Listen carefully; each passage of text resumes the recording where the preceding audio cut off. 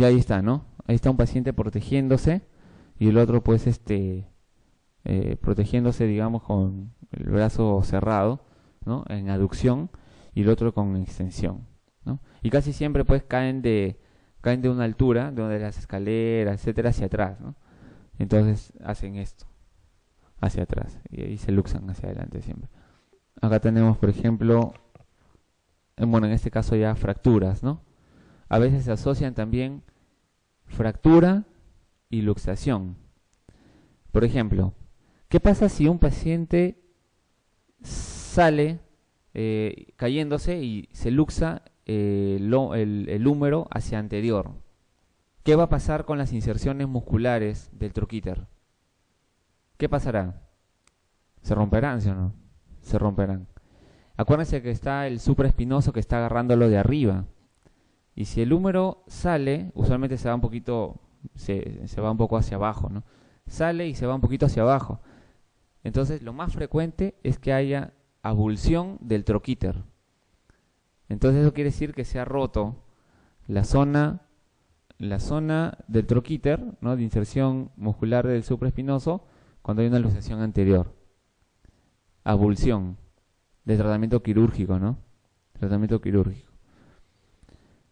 Y a veces también se asocia a fracturas, ¿no? A fracturas. Puede ser de cuello anatómico, de cuello quirúrgico, puede ser de la cabeza en general con conminución, etcétera. Se puede asociar. Y a veces también hay pequeños accidentes en la reducción, ¿no? O graves accidentes en la reducción. Si hay una luxación y a veces hay una fractura inadvertida, en el momento de la reducción podemos quedarnos solamente con el codo, ¿no? Y agravamos la lesión. ¿Qué puede pasar, no? Y de hecho pasa, ¿no? Pues es necesario puedes hacer un buen diagnóstico en esa parte. Listo. Vamos a otra pregunta. ¿Cuál es de entre las siguientes la lesión asociada más frecuente de la luxación glenohumeral posterior? Ya. Acá vienen ya algunos términos que de repente generan un poco de molestia. Lo vamos a hacer con el dibujito de acá, ¿ya? Ya vean la clave nomás, no hay problema. Ya vean la clave, ya. Hay unos términos allí en la pregunta que van a hablar de unas lesiones de Bankart, unas lesiones de Hill-Sachs, que en realidad no es necesario que lo sepan, pero lo vamos a mencionar de manera así como para que vayan viendo. Por ejemplo, acá tenemos una luxación anterior y ven el troquíter cómo sufre y se abulsiona, se desprende, o sea, el músculo se queda arriba, ¿ven? Y esta es una incidencia lateral donde se ve pues acá el troquíter totalmente desprendido, ¿no? Y el músculo supraespinoso cómo se lo lleva. ¿Está bien? En este caso pues hay que reducir si es un paciente joven, ¿no? Si es un paciente joven, mediana edad también, que está todavía en la PEA, usualmente pues se opera, ¿no? En muy ancianitas, en algunas oportunidades se lo deja ahí, ¿no? Eso igual al final va a ser un callo, ¿no? Inmovilizándolo. Y ese es el tratamiento, ¿no? El tratamiento es con unos tornillos, ¿no? Obviamente se tiene que abrir todo el hombro, ¿no? Porque percutáneo es un poco complicado hacerlo. Hay que abrir y hay que reducir con unos tornillos, ¿no? De esponjosa.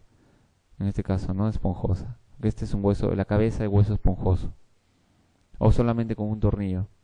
A veces con un cerclaje, ¿no? Un obenque. Y acá hay unas lesiones en esos pacientes que se paran luxando el hombro, que ya han tenido una luxación anterior y que otra vez sale y regresa el hombro. En este caso, van a haber unas lesiones que se llaman Hill-Sachs y Bankart. Las lesiones de Hill-Sachs y de Bankart, a manera así de resumen, son lesiones que se generan tanto en el rodete glenoideo como en la cabeza. El Hill-Sachs es una lesión, por ejemplo, miren, sale la cabeza humeral. ¿Con quién está chocando atrás? Con el rodete. sale y choca con el rodete. Y acá se genera una lesión ósea. Primero cartilaginosa y después ósea en la cabeza. Y en el rodete también. ¿Ya? Y ambas van a generar más inestabilidad porque se va a terminar por lisando esa zona. Y va a ser mucho más fácil que se luxe el hombro. Esas son las lesiones de Bankart y Hill-Sachs. De manera así de resumen. ¿Ya? Ya. Entonces, ¿cuál es de entre las siguientes la lesión asociada más frecuente de la luxación glenohumeral posterior? No hemos hablado de la posterior, ¿no? Hemos hablado de la anterior. Pero ¿qué pasa si se va hacia posterior? ¿Quién se va a desgarrar? ¿Quién? El troquín, ¿no es así? Porque por adelante está el subescapular agarrándose en el troquín. Entonces, si se va hacia atrás, ¿quién se va a desgarrar? El troquín. ¿Está bien? Listo. Rotura del reborde glenoideo anterior. Si se fue atrás, ¿quién se va a romper? ¿Qué rodete? El posterior, ¿sí o no? ¿El troquíter se arrancará? No, porque se fue hacia atrás, ¿no? Está favoreciendo bien esos músculos. ¿Lesión de Hill-Sachs? ¿Lesión de Hill-Sachs? No. Estos son para luxaciones anteriores, ¿no? Recidivantes, crónicas. Hill-Sachs y Bankart son lesiones crónicas. ¿Está bien? Crónicas. Lesión del nervio músculo cutáneo. El nervio músculo cutáneo está en otro lado. Está a la altura, inervando pues al deltoides, ¿no? Entonces no hay problema. Muy bien. Ya, ahora vamos acá. A ver, ¿quién me responde esta? ¿Cuál de las siguientes lesiones no se relaciona con recidivas de la luxación glenohumeral anterior? Recidivas de luxación, o sea, un paciente que se para luxando a cada rato. Mejor dicho, a ver, ¿cuáles son y cuáles no, cuál no es, ¿no? A ver, lesión de Bankart es una lesión crónica por recidiva, sí, ¿no? Por inestabilidad glenohumeral crónica, así es. Afectación del reborde glenoideo anterior, también lesión crónica, ¿no? Distensión y atonía del músculo subescapular, así es. Cuando sale a cada rato, se luxa, los músculos en general, todos los músculos sufren atonía. O sea, se ponen flácidos, ¿no? En la parte tendinosa. ¿Está bien? Hundimiento cefálico de Hill-Sachs, así es. O sea, la lesión de Bankart es en el rodete. Y la lesión de Hill-Sachs es en este caso en la cabecita, ¿no? Por eso yo le decía, rodete y cabeza, ¿no? Ahí chocan, ¿no? Bankart y Hill-Sachs en la cabeza. Son lesiones crónicas. Arrancamiento del troquín, bueno, en este caso, pues, ¿cuándo se relaciona con la...? Todas son luxación recidivas de la luxación anterior, menos esta, ¿no? El troquín. El troquín hemos visto que es para la posterior. Y es agudo, ¿no? ¿Está bien? A ver, la pregunta número 13 nos dice lo siguiente. ¿Cuál de las siguientes fracturas de la extremidad proximal del húmero condiciona alto riesgo de necrosis cefálica? Extremidad proximal, ¿no? Entonces, el húmero tiene también porciones, ¿no? Zona distal, media y la proximal. La proximal se caracteriza porque está la cabeza humeral. Y la cabeza humeral es la zona articular con la glena que permite el movimiento, todos los movimientos del hombro. En la cabeza tenemos una zona que se llama el cuello quirúrgico, que es acá, a esa altura más o menos, y el cuello anatómico, que es la zona que está cubierta por cartílago, la zona de arriba, ¿no? Y donde por ahí también se va a dar la vuelta también más adelante, por la parte superior, nuestro tendón de la porción larga del bíceps, ¿no? ¿Está bien? El cuello anatómico, y el cuello quirúrgico está acá, abajo, por debajo de la inserción del supraespinoso. En este caso, tenemos que esa cabeza humeral tiene también, así como muchos huesos, así como la cadera también, una circulación terminal. ¿Qué quiere decir esto? que va a haber elementos, ¿no? Elementos óseos que en la parte digamos, donde está terminando el hueso, tienen poca irrigación. Y si hay una arteria que se rompe en esa zona, se va a quedar sin irrigación y se va a morir. Y el hueso, cuando se muere, lo que genera pues es un problema de pseudoartrosis, ¿no? Y segundo, en una radiografía se ve un fragmento más blanco, ¿no? ¿Por qué? Porque ya no hace recambio de calcio, simplemente acumula calcio y se pone más blanco. Funciona, no es un secuestro, pero funciona como un secuestro al final. ¿Está bien? Pero secuestro es otra cosa, ¿está bien? Funciona como necrosis cefálica. Entonces, mientras más proximal sea la fractura, a la cabeza, se pueden romper esas pequeñas arterias que están perforando al hueso y llegando hacia la zona más proximal de la cabeza. Entonces, una fractura que va por encima del cuello anatómico, ¿no? Puede generar ese problema de necrosis cefálica. Entonces, podemos deducir que mientras más distal sea, va a generar menos problemas de necrosis cefálica. Por ejemplo, cuando nos vamos ya más distal, en este caso, estamos bajando y tenemos una fractura a nivel del cuello quirúrgico, podemos saber que las arterias, las anastomosis, las pequeñas terminaciones que están llegando más arriba, están indemnes. Entonces vamos a tener menos riesgo de necrosis cefálica. Lo mismo sucede en la cadera. En la cadera también. Mientras más proximal sea la fractura, mientras más se vaya a la cabeza, vamos a tener más riesgo de necrosis. Pero en la cadera sucede algo diferente al húmero. En la cadera hay una arteria que se llama la arteria del ligamento redondo, que irriga entre el 10 al 15% de la cabecita. Y eso a veces da vida a la cadera, a ese hueso. En cambio en el húmero no. En el húmero terminan las arterias, ¿no? Las arterias circunflejas, igual, anterior, posterior, del húmero. Y estas de acá, pues, si se rompe esa arteria y no hay una buena coaptación de las superficies óseas, hay separación, se van a morir esos fragmentos óseos. ¿Qué es lo que genera posteriormente? Si hay una necrosis de esta cabeza humeral, esos fragmentos primero se mueren, ¿no? Se van a poner más blancos. Y después, ¿qué es lo que va a hacer el cuerpo? Los va a reabsorber, porque es hueso que no está colaborando con el movimiento. Los osteoclastos al final van a terminar comiendo ese hueso. Entonces va a haber una imagen como de la imagen de la manzana podrida, que se aplasta prácticamente toda la cabeza y parece como si estaría pegándose a la glena humeral, ¿ya? Se aplasta, se deshace como si fuera una manzana podrida. Y eso sucede más frecuentemente mientras más proximal sea. En este caso, cuello anatómico, lo más frecuente, ¿no?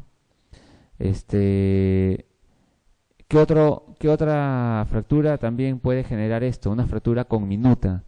Una fractura conminuta con más de 3 fragmentos genera pues que todas esas pequeñas arterias que están llegando se rompan por todos lados. Entonces queda como una masa ósea. Puede consolidar, pero también puede ir a la necrosis, en este caso cefálica, ¿no? Completa. Entonces en este caso nosotros acá vamos a tener que tenemos pues en el cuello anatómico, o sea arriba, ¿no? Bien proximal, o a 4 fragmentos desplazada, ¿no? Van a generar ese tipo de problemas, ¿no? En cambio en aquellas fracturas que no son muy desplazadas, van a haber pequeños vasitos que van a estar ahí indemnes.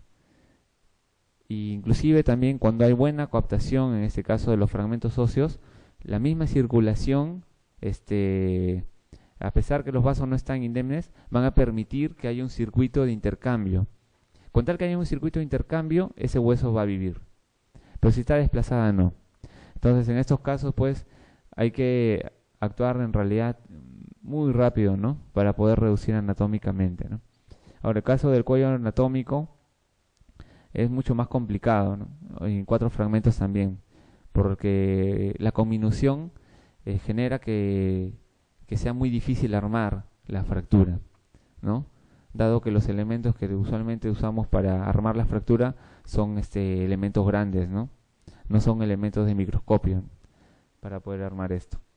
Aparte de eso, también cuando hay una fractura conminuta de la cabeza, va a generar que el cartílago también esté totalmente lesionado. Y el cartílago también es un elemento también de protección para esta parte, ¿no?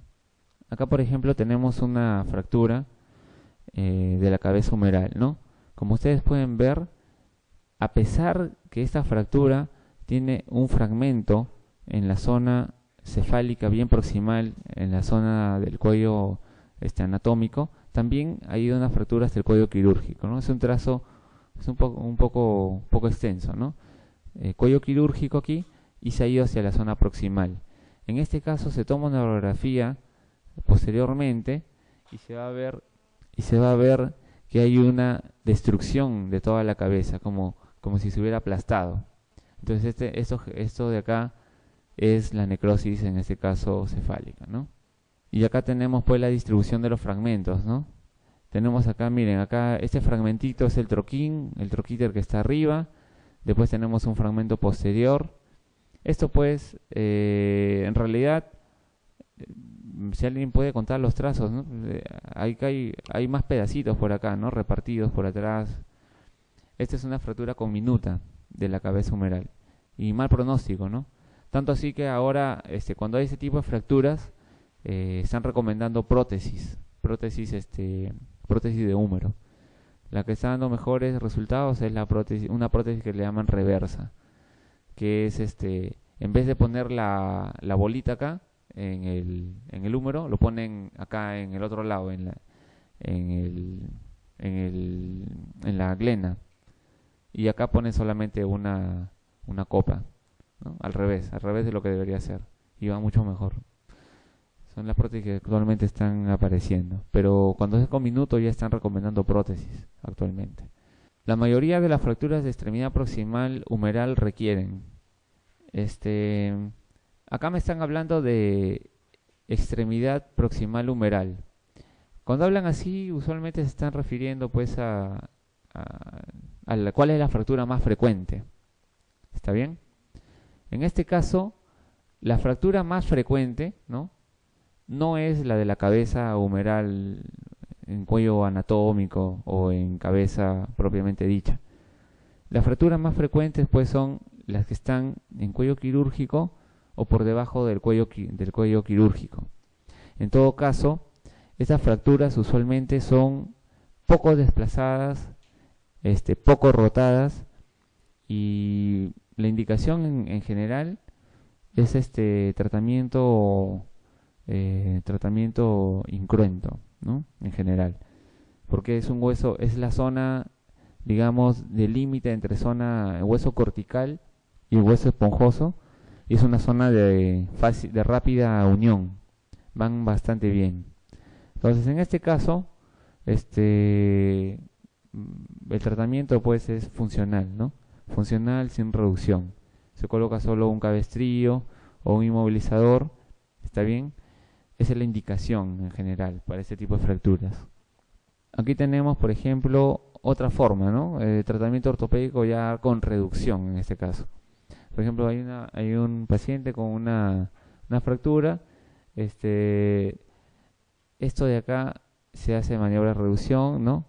Con aducción, tracción, rotación interna, aducción, y después se supone que se coloca pues el inmovilizador, ¿no? Pero esto de acá, lamentablemente, pues no se puede hacer en todo sitio. Si nosotros lo hacemos en el tópico, ¿cómo sabemos que estamos reduciendo o estamos empeorando la fractura? Este procedimiento en realidad se debería hacer bajo supervisión radiográfica, ¿no? Bajo un elemento de rayos X continuo, ¿no? Eso se debería hacer en sala de operaciones. Paciente anestesiado con el fluoroscopio, ¿no? Que se llama ese rayos X continuo, y se hace la reducción viendo qué es lo que se está haciendo. ¿Está bien? O sea, eso es un poco complicado hacerlo, digamos, en la emergencia. Y después pues se puede colocar el yeso. Ahora, esta posición es lo que está recomendando también, se recomienda el grado de evidencia que se recomienda también para luxaciones y para fracturas. La forma de inmovilizar es diferente a lo que antes se conocía, ¿no? En aducción y pegado al abdomen, pero eso es lo que usualmente se hace, ¿no? Pero se recomienda colocarlo en realidad en posición de 90 grados, tanto con la región abdominal y la articulación del codo. Pero este es el otro tratamiento, ¿no? También cuando tenemos fracturas que van más allá del cuello quirúrgico, en diáfisis, se puede colocar elementos de inmovilización como es este yeso braquiopalmar con un collarín. Este se le llama yeso colgante, ¿no? Yeso colgante o yeso contracción inmovilización, que tiene una zona, digamos ya, dependiendo de dónde está la fractura, se coloca pues la inmovilización con el collar, ¿no? Y el paciente se lo manda y esto va a pegar, ¿no? El tratamiento de una fractura de la extremidad proximal del húmero desplazada y con 4 fragmentos en un paciente anciano colaborador es... Ya. ¿Qué pasa si tengo una fractura desplazada con 4 fragmentos? ¿Qué va a pasar con eso? En un paciente anciano colaborador, o sea, un paciente que todavía está activo totalmente. Un ancianito que quiere todavía ir a la chacra, quiere escribir. Hay que darle la mejor opción. Si yo sé que esa fractura va a ir mal, si lo trato incruentamente, ¿qué es lo mejor para él? Un ancianito. Una prótesis. Efectivamente, lo mejor es para él es una prótesis. ¿Ya? A veces la osteosíntesis, cuando ya son muchos fragmentos, fracasa. Hace pseudoartrosis. Tratamiento funcional, en este caso, pues si es un paciente que solamente pues va al baño, come y duerme, no habría mucha necesidad de someterlo a una cirugía grande, ¿no? Como una prótesis, ¿no? Puede ser un tratamiento funcional en ese caso, pues es un ancianito colaborador que hace sus cosas, todo. Reducción y tratamiento funcional, en este caso también, ¿no? Fijador externo en esa cantidad de fragmentos y a esa edad poco indicado. Acá tenemos otra opción de tratamiento. Esta es una opción, cuando no hay muchos fragmentos se puede colocar una placa especial, una placa para húmero proximal, que tiene la forma del húmero, ¿no? Y tiene sus tornillitos, ¿no? Inclusive hay unas placas que vienen con unos huecos por acá para poder anclar los tendones que se han desprendido, ¿no? Y acá pues cómo queda, ¿no? Placa con tornillos, ¿no? Totalmente reducido. Bueno, ahora que hemos hablado de toda la cintura escapular, ¿no? Hemos hablado de las fracturas más frecuentes, hay muchas más, pero lo importante ya lo hemos mencionado. Vamos a ir con lesiones del miembro superior en general. ¿Cuál de las siguientes no es una indicación para tratamiento quirúrgico de entrada de las fracturas de diáfisis humeral? Seguimos con el húmero en todo caso. No es indicación para tratamiento quirúrgico. O sea, ¿cuál no se opera? ¿Cuál no se opera de inicio? Muy bien. Acá tenemos varias fracturas en todo caso. Fracturas de antebrazo ipsilateral. Si yo tengo una fractura de húmero y tengo una fractura de radiocúbito, ¿no? De antebrazo, en todo caso voy a tener un codo suelto, ¿no? Eso se llama codo flotante. Así como hombro flotante, rodilla flotante, etcétera, ¿no? Podemos flotante a cualquier parte del cuerpo que tiene fracturas a ambos lados de la articulación. En este caso, no se puede dejar al paciente con ese tipo de lesiones. ¿Por qué? Lo que genera un codo flotante, una rodilla flotante, etcétera, genera inestabilidad, inclusive puede haber rotaciones. Acuérdense que por ahí hay vasos, hay nervios, y si hay una angulación de una arteria, con pocas horas ese miembro se puede morir y al final se termina amputando al paciente. Entonces, en este caso, cuando hay una fractura de húmero y una fractura de antebrazo ipsilateral en el mismo lado, hay que operar, sí o sí. Ese tratamiento quirúrgico. Cuando es una fractura bifocal, es decir, en un húmero hay doble trazo, ¿no? Un trazo arriba y un trazo abajo. Si lo trato incruentamente, lo frecuente va a pasar lo siguiente: un lado va a consolidar y el otro va a hacer pseudoartrosis. Entonces, en este caso también es mejor operar. Fractura patológica. La fractura patológica se da generalmente por algún estado que el paciente pues lo haya desarrollado o haya nacido con esto. Por ejemplo, un quiste óseo. Un quiste óseo, ¿no?, va a generar una zona de hueso débil. Hace, digamos, un movimiento, se cae, etcétera, y se rompe justo en esa zona. Se toma la radiografía, se ve el quiste en esa zona. Y ahí pues tratamiento incruento no se puede, porque es una zona que no hay mucho hueso para que pegue. Eso se tiene que abrir, se tiene que limpiar, poner injerto y poner un material de osteosíntesis. Entonces, fractura patológica sí hay que operar. Politraumatizados. Un politraumatizado tiene necesidad de observación de múltiples sistemas. Generalmente pues un politraumatizado tiene trauma torácico, fracturas costales, hemotoras, neumotoras, tiene trauma abdominal, puede ser ruptura de víscera hueca, víscera sólida, puede tener también traumas urológicos, ruptura de vejiga, asociada a fractura de pelvis, fractura de fémur, de todo lado, puede ser, aparte tequeado, ¿no? Puede tener de todo ese paciente. Ese paciente, en el momento, o sea, ¿es urgencia operar a ese paciente? ¿Es urgente operar a este paciente? Ahorita no. Ahorita, o sea, no es de urgencia operar. Pero en el momento que esté estable, desde el momento que esté estable, el paciente tiene que entrar a operarse. Y si está estable desde el inicio, tendremos que reducirle la fractura de una vez, porque hay órganos o hay sistemas que son muy importantes. Entonces, en este caso, también es necesario el tratamiento quirúrgico de este tipo de pacientes politraumatizados.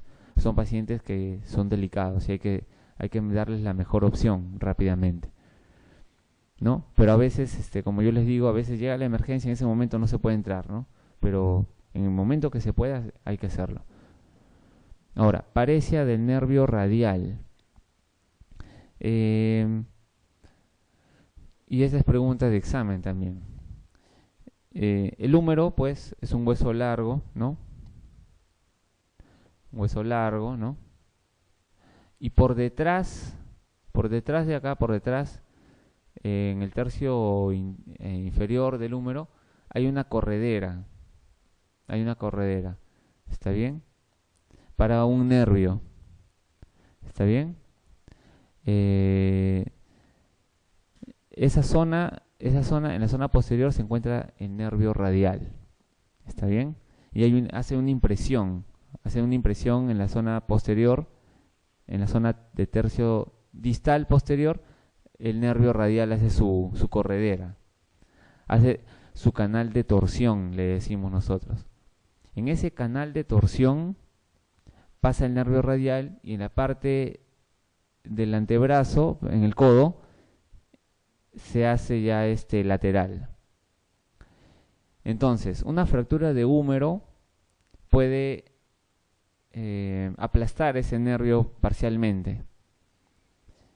Y el paciente con una fractura de húmero puede venir así, con la mano caída. Tiene su fractura de húmero y viene con la mano caída. Le decimos que levante el dedo pulgar y no puede. Mueve nomás así, no, mano caída y dedo pulgar no levanta. ¿Qué pasó?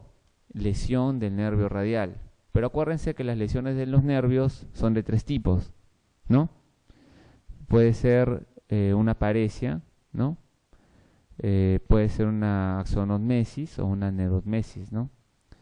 ¿Está bien? En este caso, pues, cuando solamente es paresia, quiere decir que es lo más frecuente también, porque el nervio así nomás no se secciona, así nomás, tiene que ser un trauma muy, muy severo para que se seccione, ¿no? Entonces, si es parcial, yo sé que eso va a regresar en 3 a 6 semanas, va a volver a mover. Entonces, no es necesario apurarme y operar a ese paciente, ¿ya? Se puede esperar, ¿no? Y puedo darle la opción de tratamiento ortopédico en este caso. Entonces, en este caso, si las condiciones de la fractura están buenas y tiene paresia el nervio radial, igual lo puedo tratar incruentamente, ¿ya? No es necesario operar a este paciente de inicio. Puedo darle opción a tratamiento incruento, ¿bien? Porque lo más frecuente es pues que haya solamente paresia. Ya, la afectación del nervio radial asociada a fractura humeral suele consistir en esa paresia. ¿Cuál es el otro nombre de la paresia? Neuroapraxia, ¿no? Esa es la más frecuente, ¿no? La axonotmesis es una lesión que se puede ver microscópicamente. Solamente algunos axones se han roto, ¿no?, del nervio. La neurotmesis sí es la sección total del nervio.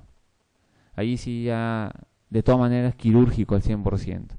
La axonotmesis, si es parcial, no se trata quirúrgicamente, ¿no?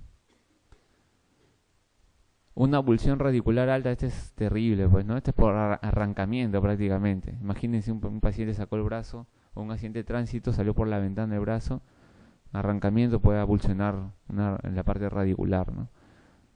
Isquemia nerviosa también, ¿no? Por traumas eléctricos también puede haber una isquemia nerviosa, ¿no? Un paciente que está ahí en alta tensión, se agarra el cable o se cae y se puede quemar el nervio. Isquemia nerviosa, terrible. Listo, ahora vamos a la parte más distal del húmero. La parte distal del húmero, por acá hay un dibujito, ¿no? Acá hay un dibujito.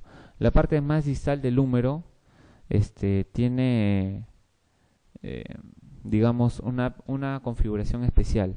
Le vamos a llamar paleta humeral, porque parece una paleta, ¿no? Una paleta, con dos cóndilos. El cóndilo externo y el cóndilo interno.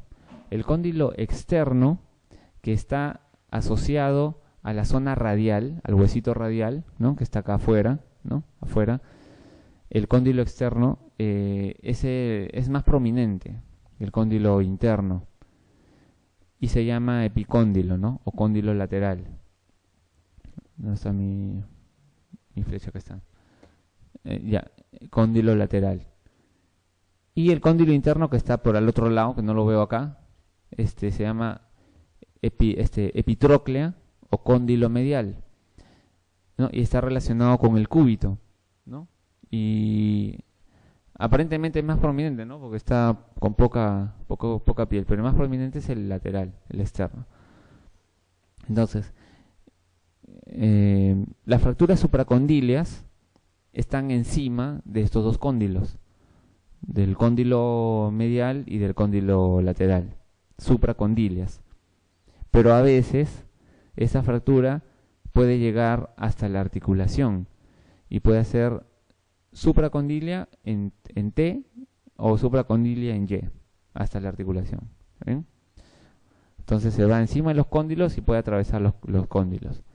Listo. Vamos por acá. Uy, ya le di la clave. Ya, una fractura supracondilia de húmero se denomina también, bueno, ya lo vieron, ¿no? Si es a través, toda la parte de arriba se llama columna también, ¿no? Columna. Una columna, unicolumnar, otra columna, unicolumnar medial, lateral o externa e interna, transcolumnar a través de las dos columnas. ¿Está bien? Porque los cóndilos vienen así, un cóndilo acá y forma una columna hasta arriba. Entonces, se rompe una columna, se rompe la otra columna o a través de las dos columnas. ¿Está bien? O sea, mírenlo como si fuera un árbol. Un cóndilo, este es el otro cóndilo. Las columnas son hacia arriba, ¿no? Son las columnas. Entonces, transcolumnar es una supracondilia, como está acá. ¿Está bien? Transcolumnar. Intercolumnar, ¿cómo sería? En medio, ¿no? En medio de ambas columnas, en medio. Es rarísimo, eso no he visto hasta ahorita, pero sí lo menciona que existe. La unicolumnar externa sí es muy frecuente, ¿no? Y como en la zona externa, en el epicóndilo, ¿no? O cóndilo lateral, están todos los... ¿Qué músculos están acá? Epicóndilo, los extensores, ¿no? Los extensores del antebrazo. Y en el cóndilo medial o la epitróclea están los flexores, ¿ya? Los flexores, todos los flexores, acá están los flexores, acá están los extensores. Entonces, cuando se lleva una columna, la columna externa, ¿quién se va a avulsionar? Los extensores. El paciente no va a poder estirar o va a tener mucho dolor al extender su mano. Y en cambio, si se rompe la columna interna, va a tener problemas para hacer la flexión. O no lo puede hacer o va a tener mucho dolor.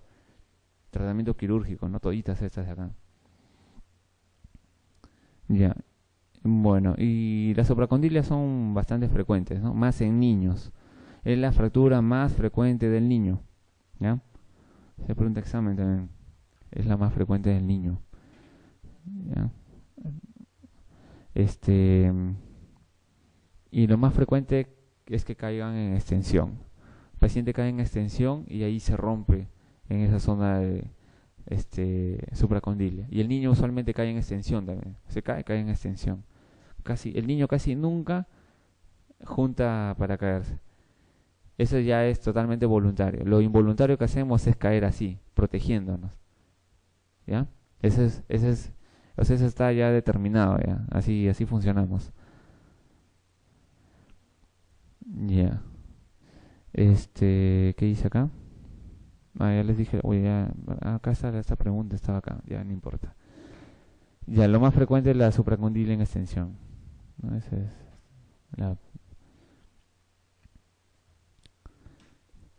aquí se ve mucho mejor, ¿no? Miren esto de acá. Este es el cóndilo externo y aquí está esta zona, ¿no? Esta zona es la zona articular con la cabecita del radio. El radio entra también como una caries articular cóncava, entra y se mete ahí y gira, ¿no? Rota. Ustedes tocan acá, rota el radio, que está, rota, ahí está. Y en esta parte de acá está el cúbito. El cúbito, pues ahí está la tróclea, ¿no? El capitelum que le dicen, ¿no? O el capítulo, ¿no? Como capítulo, ¿han visto el capítulo que hay de los romanos, eso? ¿No? ¿Han visto o no han visto? Ese que se da vueltas, ese se llama capítulo. ¿Se han visto, no? Sí. Ya eso, entonces ahí hace flexión y extensión en la parte cubital. Y bueno, ahí nomás. ¿Cuál es el nervio más comúnmente afectado en la fractura supracondilia del húmero? Ya. ¿Qué nervio pasa por ahí? Supracondilia, o sea, encima de los cóndilos, acá arriba. Ahí. ¿Qué nervio pasa todavía por ahí? El radial. Y si yo les dijera, radial, ¿ya? Radial. Porque todavía está, a ver, vamos a ver el dibujo. Supracondilia, o sea, estamos atrás, aquí, antes que gire por acá. Entonces acá está girando. ¿Quién se va a lesionar? El radial. Pero ¿qué pasaría si yo les digo una fractura de cóndilo medial o de epitróclea? ¿Quién pasa por acá abajito? Cubital. ¿Está bien? Entonces no se confundan, ¿eh? Supracondilia y húmero tercio distal lesiona el radial. ¿Está bien? ¿Por qué? Porque ahí está el canal de torsión humeral, el canal o la impresión del nervio radial. Pero en la región acá, en esta zona, en el canal cubital, por debajo de la epitróclea, aquí pasa el nervio cubital. Entonces, si hablan de epitróclea, fractura epitróclea, están hablando de acá, lesión cubital. No creo que les pregunte, lo que casi siempre preguntan es eso del nervio radial. Eso sí, preguntan a cada rato. Se pregunta fija. Ya, la principal complicación de la fractura de cóndilo humeral es, ya, los cóndilos también tienen una circulación terminal. ¿Ya? Los cóndilos también tienen una circulación terminal. Y hay otro problema con los cóndilos. Son zonas de inserción, ¿no?, muscular. O sea, ahí termina el tendón. Y el tendón tiene poca vascularización. Entonces, y lo peor del tendón que jala todavía, ¿no? Tracciona. Entonces, zona de irrigación terminal. Encima lo jalan.